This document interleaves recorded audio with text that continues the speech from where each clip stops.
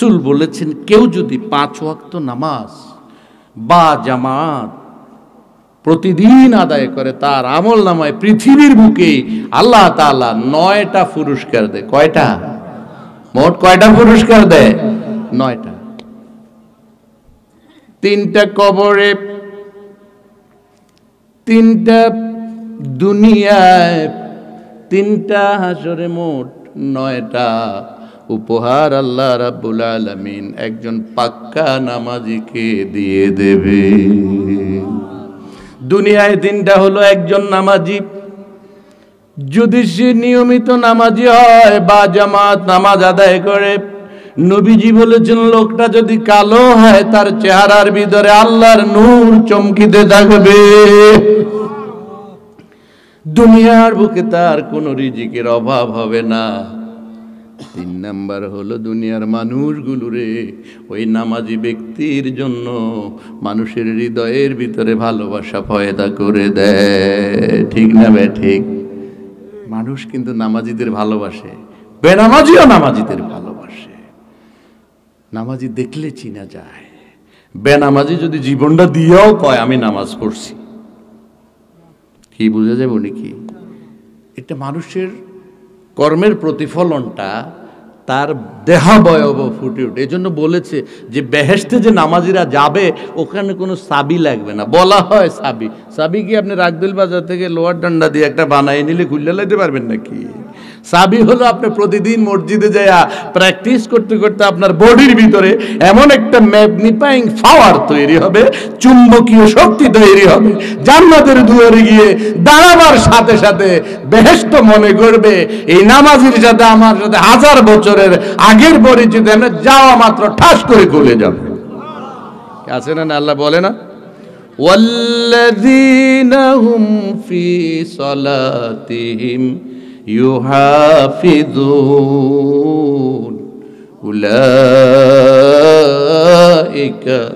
হুমুল ওয়ারিসুন আল্লাযীনা ইয়ারিসুনাল ফিরদাউসা হুম ফিহা খালিদুন।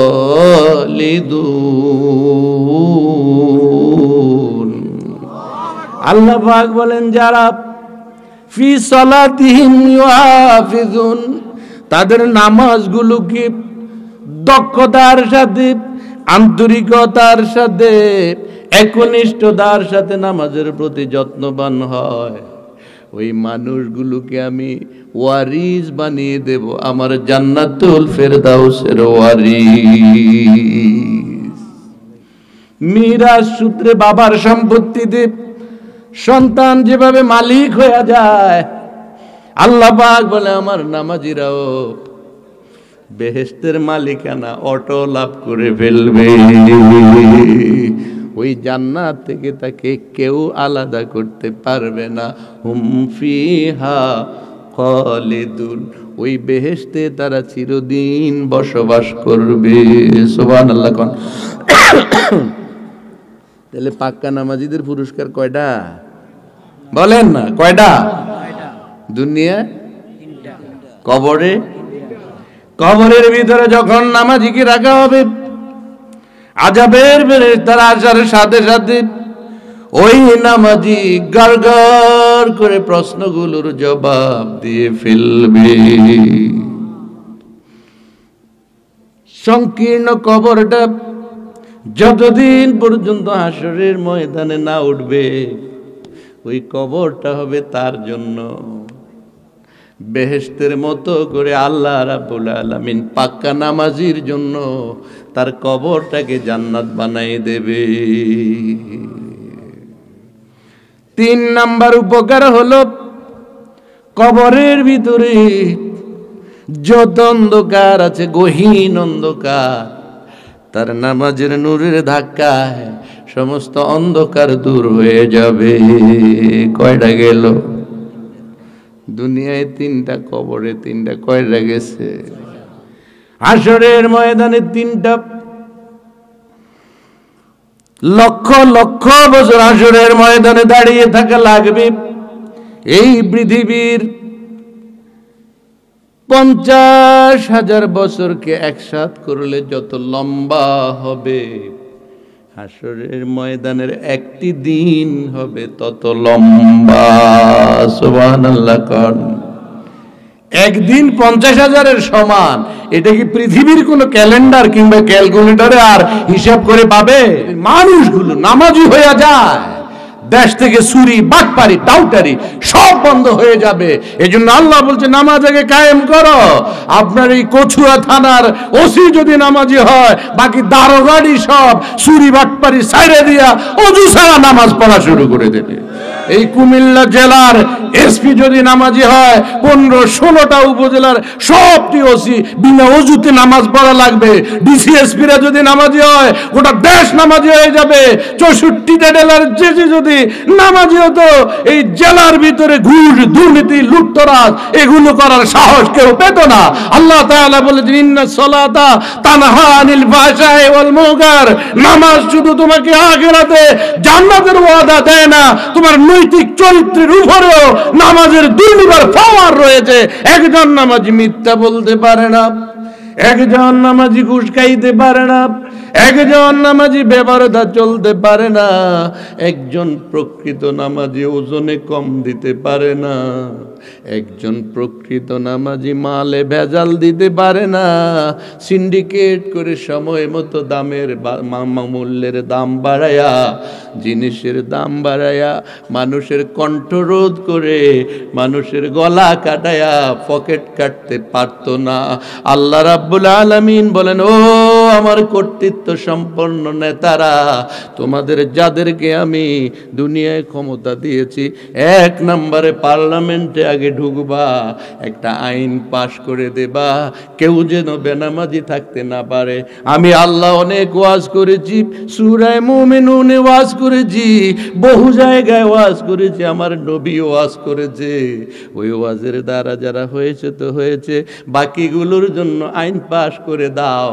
ওই সক্কাওয়ালাডি যাদের চেহারার ভিতরে এখনো ডালের গন্ধ আছে, চেহারা সুরতে নবীর উম্মত বলে মনে হয় না, কিন্তু মুসলমান দাবি করে, ওইগুলারে বান্দা ফিডায়া ফিটমোড়া করে মসজিদে ঢুকানির ব্যবস্থা করো। এ আইন করার জন্য আমি তোমাদের ক্ষমতা দিয়া দিলাম। বলেন আমগো নেতারা যারা পার হয়ে ফলাই গেছে, ওরা এই আইন করলে প্রথমে নামাজের আইন দিয়ে নিজেরা ঢুকা লাগবো, ঠিক না ভাই? ঠিক। তুমি বেনামাজি, তুমি আগে ঢুকো।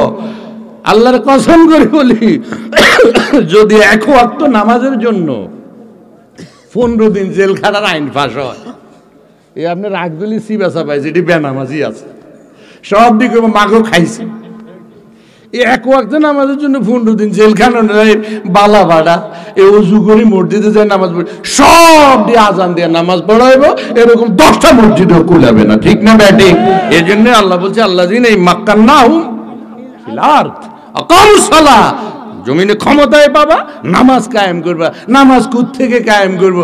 আমগো এক বেড়ি দাই গেছে যে ওই কি গসেটি বেগম, গসেটি বেগম লেডি ফেরাউন কয় মানুষে, এত নামাজ পড়তো বেলে। শয়তান দিনে কয়, শয়তান দিনে কয় আমগো নেত্রী তাহাজ্জুদ পড়া ছাড়া দিনের কামই শুরু করে না, কোরআন পড়া ছাড়া দিনের কামই শুরু করে না। বলেন তো, এই নেত্রী যেদিন ফালাই গেছে, লাখ লাখ মানুষ যখন এই ঢুকতেছে গণভবনের দিকে, হেলিকপ্টারে যখন উড়াল দিয়ে গেছে গা, ওই বাড়ির ভিতরে একটা গোটা কোরআন থাক, কোরআনের একটা ফাতাও কি পাওয়া গেছে, একটা তসবিহও কি পাওয়া গেছে, একটা জায়নামাজও কি পাওয়া গেছে? এমনি রাবেয়া বসরি লেবাস দিয়া ধর্মটাকে পর্যন্ত ব্যবসায়ী বানায়া, আমাদের একটা গোলকদাদার ভিতরে ফেলে গোটা দেশটাকে ফোকলা বানায়া লুটপাটের একটা রাজনীতি করে আমাদের ধ্বংস করে নিয়ে চলে গেছে। নামাজি ছিল, কিসের নামাজ তারা কায়েম করবে? নিজেই বেনামাজি হলে নামাজ কিভাবে কায়েম করবে? আমাদের দেশ থেকে সৌদি আরবে পোলাপানরা যায় না, খুব বেশি টাকা নাই, কিন্তু সৌদি আরবে, ইউরোপে, আমেরিকায় গেলে ডলারের পরে ডলার পায়, কিন্তু সৌদি আরবে গেলে এত টাকা নেই, শুধু রাস্তাঘাট ঝাড়ু দেয়। কিন্তু যায় বাংলাদেশ থেকে বেনামাজি, 4-5 বছর পরে টাকা ফাঁক বা না ফাঁক, নামাজ ডালের বাড়িতে, ঠিক না বে ঠিক? কেন? কেন? সৌদি আরবে কোরআনের সব আইন নাই, কিন্তু নামাজের আইনটা দেখবেন আমি ঠাস ঠাস করে আজানের সময় সব শাটার দাম দাম করে পড়ে যাচ্ছে, কেউ খোলা রাখছে, আর সবাই ভাই এখন বেচা কিনা নাই। চলো নামাজে, ইজা কুদিয়াতি সালামি ইয়াউমুল জুমআ ফান্তাশিরু ফিল আরদ ওয়াবতাগু মিন ফাদলিল্লাহ। আল্লাহ তাআলা বলছে নামাজের আজান হলে যা নুদিয়া লিস সালাতি মিন ইয়াউমিল জুমআ ফাসাউ ইলা সালাহ, নামাজের জন্য আজান হবে, খালি দৌড়তে থাকবা নামাজের দিকে। এরকম একটা দৃশ্য যদি বাংলাদেশে তৈরি হতো, আর যাই শাটার পড়ে আর ব্যবসায়ীরা ব্যবসা দিয়ে খোলা দিয়া দৌড়ায়, চোর তো দূরের কথা চুরি কল্পনাও করতে পারে না, চুরি করার সাথে সাথে এক হাত শেষ। এই ধরনের অবস্থা যখন সমাজে দেখে, নামাজিও হয়ে গেছে, চুরেরাও সব পালাই গেছে, ওই সমাজের ভিতরে সোনা দানা রেখে দিবেন, চুরি করার লোক খুঁজে পাওয়া যাবে না। আল্লাহর নবী বলেছেন তুমি ইসলাম কায়েম করে দাও, এমন একটি সময় আসবে মক্কা থেকে হাজারা মাউত পর্যন্ত একজন সুন্দরী তরুণী তার সব রূপের পরশা লইয়া একাকিনী গভীর রজনীতে মরুভূমির উপর দিয়া চলবে। একটি মানুষও তার দিকে তাকানো তো দূরের কথা, তার টু শব্দ করার সুযোগ পাবে না। জোরে কন্যা সুবহানাল্লাহ।